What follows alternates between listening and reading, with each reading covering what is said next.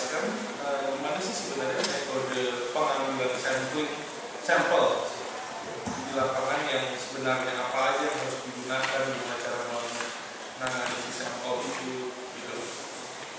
Ya, jadi kalau pengambilan sampel tanah itu harus menuruti tata cara pengambilan sampel tanah yang berlaku dalam tanah. Jadi kita datang ke lokasi, bawa peralatan itu tergantung sampel yang mau diambil. Jadi dalam hal ini saya mengambil sampel kimia, sampel fisika, dan sampel biologi. Untuk sampel kimia alatnya cukup sekop, ya, karena tidak diambil secara kumulsif, tidak dikumpulkan di dalam plastik, kemudian diberi label. Untuk sifat fisik harus menggunakan alat khusus, yaitu yang disebut ring sampel.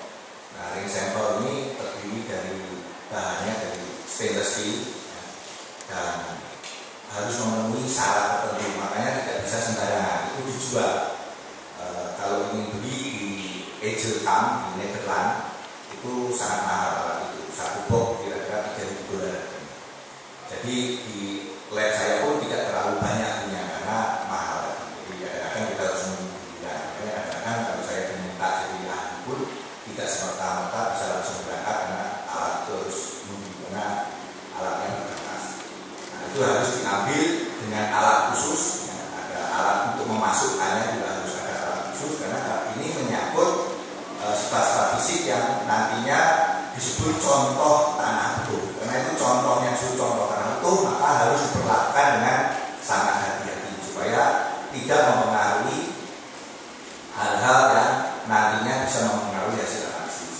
Kemudian untuk contoh biologi, karena ini menyangkut makhluk hidup yang akan diambil, maka itu harus dibawa dengan peralatan khusus juga yang berupa bulbok yang ada aspek-nya, supaya kalau contoh ini diambil dibawa ke Bogor dengan perjalanan jauh itu makhluk hidupnya tidak mati.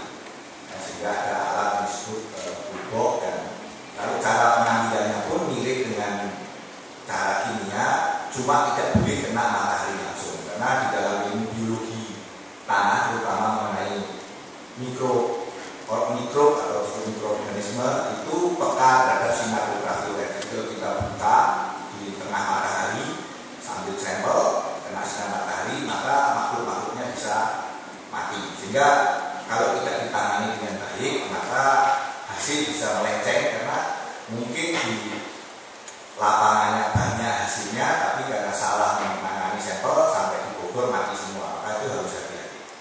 Saudara kan pernah ke kebun ya? Kapan? Wah, itu awal Maret ya. Nah, seandainya ini dalam hal terjadi kebakaran tahun lalu sekitar tengah tahun, kemudian saudara baru mengambil sampel tahun ini bulan Maret, apakah sampel-sampelnya itu masih bisa dikatakan valid mengingat untuk menilai kebakaran yang sudah berlalu setengah tahun? Ini kalau kita menilai suatu efek daripada suatu kejadian, apakah itu suatu bencana, maka perubahan yang dilihat adalah perubahan yang bersifat permanen atau jangka panjang. Jadi kalau perubahan yang bersifat jangka pendek tentu tidak bisa dikatakan merusak, ya. Karena rusak itu berarti permanen. Tapi kalau bisa mengalami fluktuasi, ya makanya 6 bulan pun untuk melihat kerusakan lahan bisa, karena kalau dia rusak itu sifatnya kan permanen. Dan kalau cuma berfluktuasi, nah itu juga tadi tanah habis dipupuk pun pH-nya bisa berfluktuasi. Tanah habis hujan, tidak habis hujan juga berfluktuasi. Meningkatkan kualitas tanah itu bisa juga dengan cara melakukan pembakaran di pemasaran karbon. Kalau kita punya modal,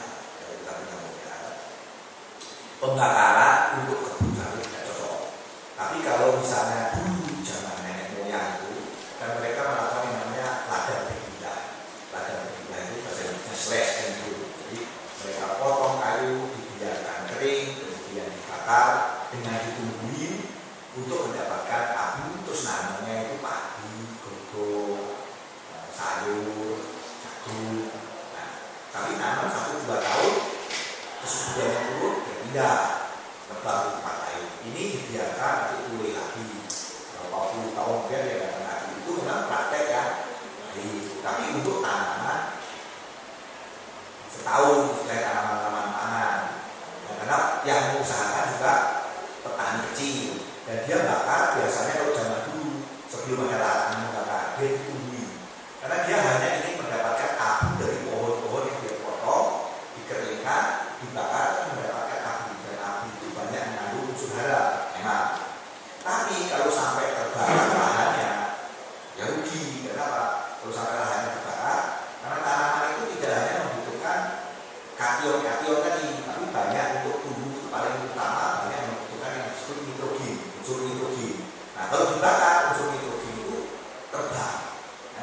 dibuang dari udara, dari tanah, terbang ke udara.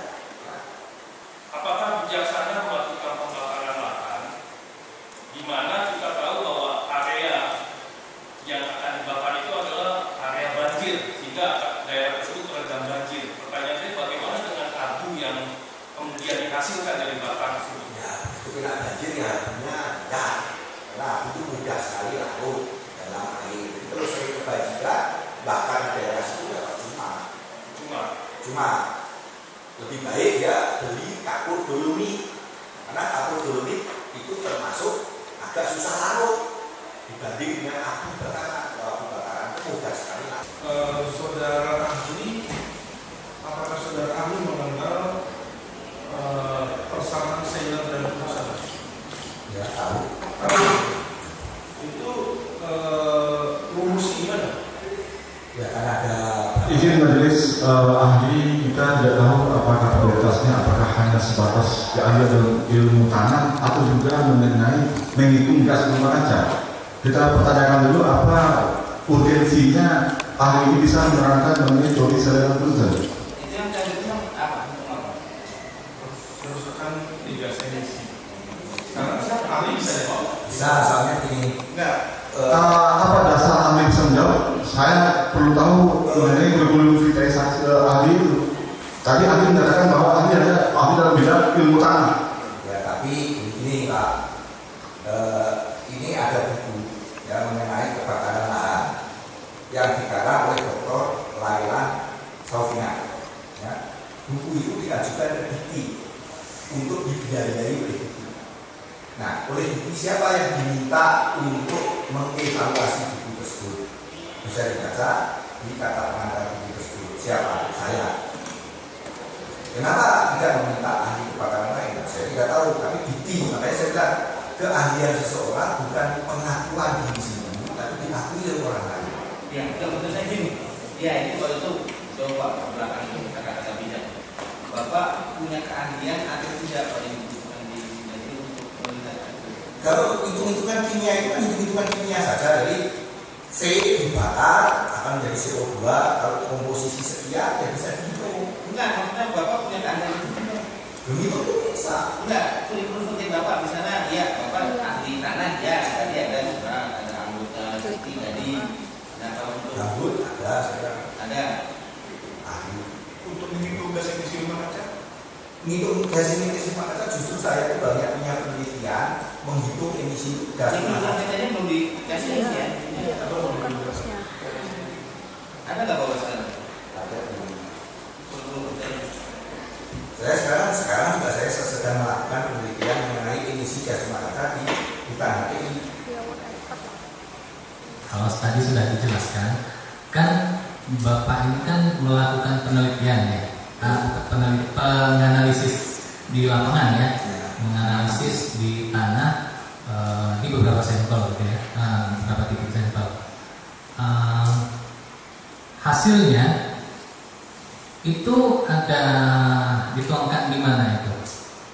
Apakah tadi yang seperti dibilang akan diajukan sebagai barang bukti? Ya. Nah, maksud saya begini Pak, kan tadi kan sudah ada tulisan peneliti sebelumnya, gitu kan? Mungkin daripada menilai, ya, mungkin hasil dari hasil penelitian ataupun analisis Bapak sendiri yang Bapak presentasikan, sehingga kami bisa menilai yang mana ini bisa dipakai. Tadi apakah sebagian besar sudah dipresentasikan hasil? Ini karena kan untuk bisa menulis itu untuk hasil lab. Ya. Nah, hasil lab Hasilnya belum. hasilnya kan ini saya baru terima 2. Kan tadi analisis fisik, kimia, biologi. Ya. Nah, saya baru terima hasil dari lab itu baru kimia sama biologi. Hasil analisis fisik belum selesai. Kenapa lama ya? Karena tadi saya bilang alatnya cuma di ITB punya 1 di tempat saya, ada lagi 1 di pusat penelitian tanah. Di ITB-nya hasil penelitiannya belum selesai. Antri. Apakah yang akan diajukan barang bukti tadi tunggu hasil penelitian selesai? Iya. Ya. Atau mungkin bisa dijelaskan dari yang sesuai dengan Jadi biasanya saya memang bikin juga surat keterangan ahli. Tapi kalau hasil analisisnya sudah selesai. Nah ini karena kebetulan belum selesai sudah diminta. Oh gitu. Ya. Jadi kalau seandainya saya tanya sekarang ini, bagaimana kesimpulan dari hasil penelitian Bapak sebagai ahli terhadap titik sampel yang diambil itu? Dari dua. Apakah merusak, termasuk kategori merusak lingkungan, merusak struktur tanah? Dari dua yang sudah selesai. Ya. Dua yang sudah selesai. Dan dari Apa itu tadi yang selesai? sifat fisik, sifat biologi sama sifat kimia. Nah, dari sifat biologi dan sifat kimia yang sudah selesai. Dan dari pengamatan di lapangan, karena kan kita harus melihat di lapangan tidak nampak ada kerusakan. Karena apa? Rumputnya tumbuh sangat subur, bagus, hijau sekali. Ya.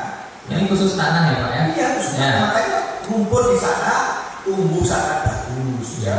Yang ada di kebun situ rumputnya bagus. Ya. Jadi tidak usah, karena kalau rusak, tanah rusak itu nggak kayak begitu. Karena kalau benar-benar kebetulan saya punya. Baik. Semuanya yang saya tanya dijawab. Nah sekarang air itu bisa diturunkan. Nah bisa nggak diatur sedemikian rupa oleh yang mengatur atau yang punya kebijakan mengatur water management ini di atas saja kering dan di bawahnya basah, bisa seperti itu? Nggak mungkin itu. Kenapa tidak mungkin? Itu kalau ada orang yang bisa mengatur begitu. Dengan tadi saudara bilang bahwa ada betul, tapi nggak mungkin hanya mengatur sebenarnya khusus atasnya kering bawahnya nggak bisa. Karena apa? Saya sudah meneliti gambut itu ya dari tahun 91 ya. Saya sudah melihat gambut itu permukaannya tidak rata. Walaupun orang bilang rata, tapi saya sudah membuat penelitian memetakan, sudah dipublikasi, dipetakan ya. Dalam kisaran jarak 100 meter itu ternyata gambut itu tidak benar-benar rata kayak lantai ini, tapi dia begini-begini. Ya, jadi ada. Saya tidak membanding-bandingkan permukaan gambut seperti lantai ini.